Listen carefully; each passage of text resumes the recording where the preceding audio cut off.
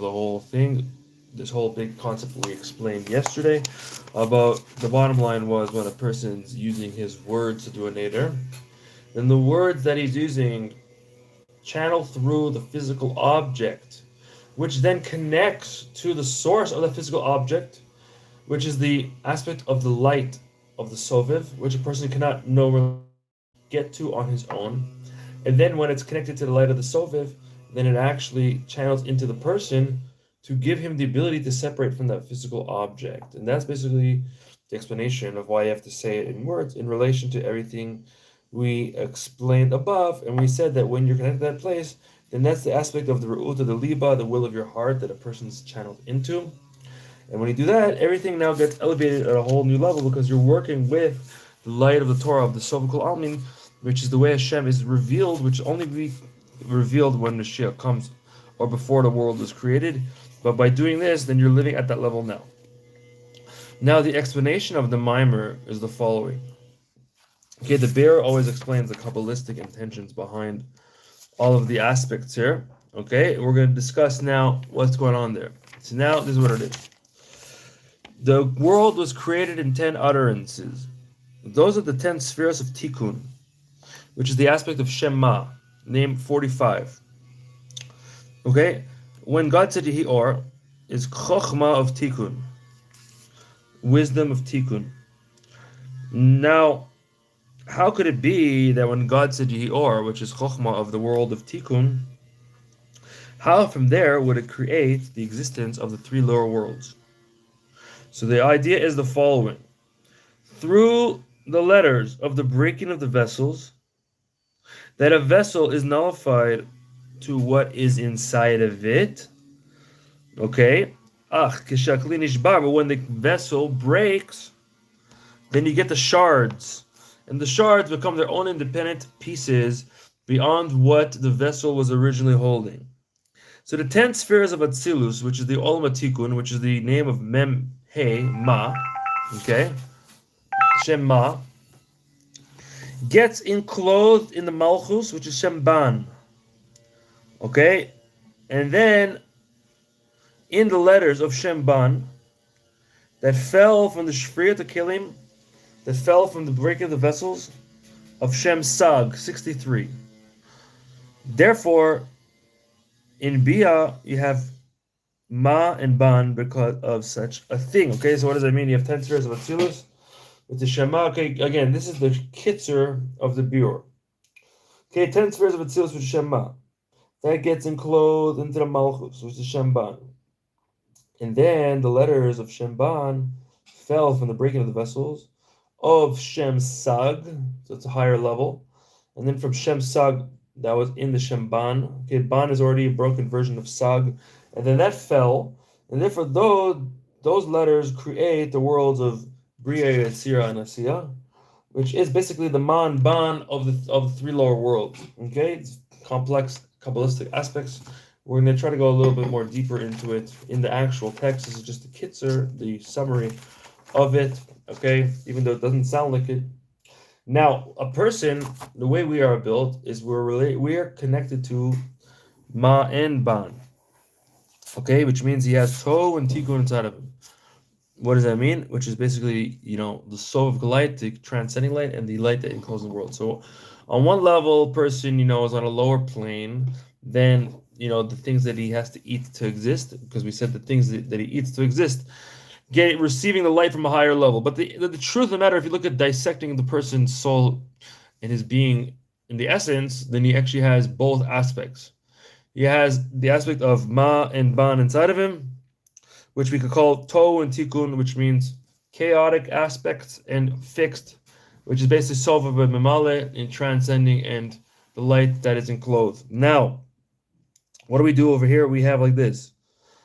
Your body and your animal soul, those came from the breaking of the vessels of Tohu, okay, which is the same place where the food comes from, as explained above. And then you have your godly soul, okay, that comes from Shema of Tikkun, okay, Memhe 45, which is Yud-Kei Vav-Kei, that was spelt with the aspects of Chokhmah, okay.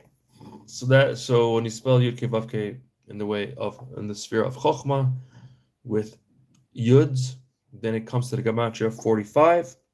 Okay? So your godly soul comes from that place, which is the ultimate silus. So really your animal soul comes from a higher place than your godly soul. So now, what comes out of this is the following. Now, this is what it says in the pasuk. Achor v'kerem tzartani means backwards and forwards you have created me. Achor is the end of the creation, which basically means in your animal soul. If you look at your body, an animal soul, yesh kol kach ad shebichalto lavod avera. So your animal soul has a very big ego and a very big existence that it feels itself so strongly, which is the evil part of the klipas that fell from the breaking of the vessels. That how bad you could do a sin. Doing a sin is the ultimate aspect of yeshus, of ego. Okay, now as we know in the Rav Chaim Vital says that a person's negative emotions is even stronger than averas in some ways, because it is an avera in a deep way. It affects a person's soul. So whenever a person has mitos that are not proper emotions, negative emotions that are let's live inside of him, anger, resentment, hatred, control, wanting to be dominant over people for the wrong reasons, all these types of things, it's a very big issue for a soul. Where does it come from? It comes from his animal soul, from the breaking of the vessels. Now, in a specific way, his godly soul, it also says achar v'kedem, backwards and forwards. Why? Because tohu comes before tikkun. Therefore, your godly soul is the aspect of last, because if you look at the source of it, your godly soul comes from a lower place than your animal soul. But when you come to this world, your godly soul is above your animal soul, because your animal soul is the lowest thing. You're doing a vera. But when you look at the source, it comes higher. Okay? Now, what happens is like this. Achi mevareret et anitzot sin shenaflu mitohu l'shem ban. It has to clarify and refine the sparks that fell from tohu to the name to ban, which is 52, which is the malchus, which is the lower level, your animal soul. Shem ban should also have a bittul of ma, which basically means you have to train your body and your animal soul that experience the existence that your godly soul is operating on. That's what we do in this world. You train yourself. It's called, you have to mashamish. Your body has to mashamish your neshama. It has to learn and train from your soul. Okay, and so now, so basically that's what we do here. And from that aspect, it's kedem, which means your godly soul that's training your animal soul. In that case, it's above your animal soul, so it's kedem, means primordial. But on the other hand, it's achor, it's back, it's the last, because your godly soul is lower than your animal soul in its source, because your animal soul comes from tohu. Now, in your animal soul, you also have achor kedem. Okay, what does that mean? In the world of tikkun, which is Atzilus, okay, the medaber, the speaker, is higher than the three lower realms of animal, vegetative, and inanimate object. Okay? Now, but if you go up to the world of tikkun, okay, once again, in the world of tikkun, as we said, I think they made a mistake here, but in the world of tohu, it's the opposite, that the inanimate is higher. The highest thing is the inanimate. Okay, so too in the nefesh, a sichlis, in your intellectual soul, which is like a third aspect of a soul, you also say achar v'kedem tzartani in relation to the tzach, also the domim, tzomech, and chaya, which is the inanimate, vegetative, and animal. You also have such a thing. Okay, now vaiton chas poskim. This is what it means in the mimer when it says, "Let us go eat from the bread of my bread." Okay, so Hashem has his bread, which he said in the Maimer, it's a Torah. What does it mean in an inner way? The aspect is the following. Lachmi, my bread, goes on, Al kol motzipi havaya yichya adam. On everything coming out of the word of Hashem will give life to man. That in the aspect of motzi, what comes out, what does it mean? There's two explanations. Motzi means what already came out, okay, which basically means it's the speech of the 10 spheres, which is Shemban, 52, the Malchus. And also Motza means the word called makor means basically the source of it. What's the source of Shemban 52? The Shem Sag, which is 63, which is the Olam Tohu, which is the source of Shemban. Therefore, on that it says Yichya Adam, it's going to give life to man. Who's the man? Is the man of Atzilus, which exists there, the likeness of how we were created. Through this, we break through the barriers and the vessels of Atzilus, and you're actually drawing down additional light in Gan Eden.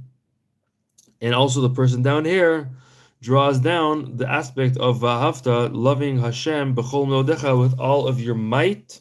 So when you break through and you actually connect to the original place before the breaking, it breaks through all the things and you come to B'chol Meodecha. In the Maimer we said that represents the aspect of Re'uta Deliba, the will of your heart. And then you're no longer in the concealment anymore. You come into the revelation of Hashem because you are now receiving from the light of Tohu, which is we call Shem Sag, which is the name 63. When the ban is in its perfected, fixed state, it goes back up to Sag, according to Kabbalah. And then now you receive from that place, okay? And this is what it means. Moshe spoke to all of the heads of the tribe. Why did it say Matot is the 12 tribes? What are the 12 tribes according to Kabbalah? It represents the 12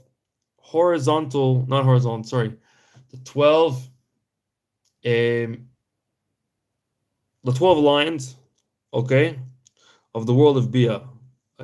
It's diagonal, the 12 diagonal lines of the 3 lower worlds. And what are the heads of the tribes? The source of the tribes, which is the will beyond reason, which is the Ratzon Elyon, the supernal will that's beyond Atzilus.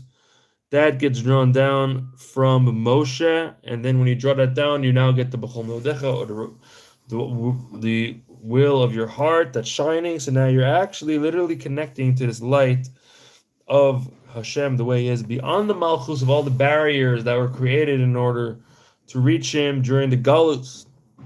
This is what it says in the Pasuk, when a person makes a neder, a person makes a vow, okay? Now,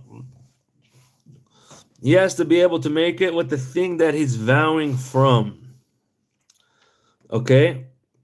And he has to do it with his mouth like a korban. He has to say, this thing is usher to me. Is not allowed to me. Okay, now the source of korbanos, of the sacrifices, is even higher than man, as we've been explaining. But since it fell in the breaking of the vessels, it cannot elevate unless it goes through man. Through his speech, he's able to draw down the Ora Makif. The transcending light comes down through your speech, as it says in the Et Chaim from Rav Chaim Vital, that from the Kav you get the Igulim. You draw down the Igulim. Okay? So meaning from your speech, you're connecting to the higher place. Therefore, a person that is a Panimi could draw down the Makif. He could draw down the transcending light. This is the aspect of vows. A person feels, I cannot elevate the food to its source because I am too connected to the physical world. Therefore, nonetheless, he could draw down the Or Makif, draws down the transcending light through catching it in a neder. By doing that, he's getting to this light and he's drawing it down. So that's the Panimius, the inner aspects of the explanation of this Maimer Chazak Ve'ematz.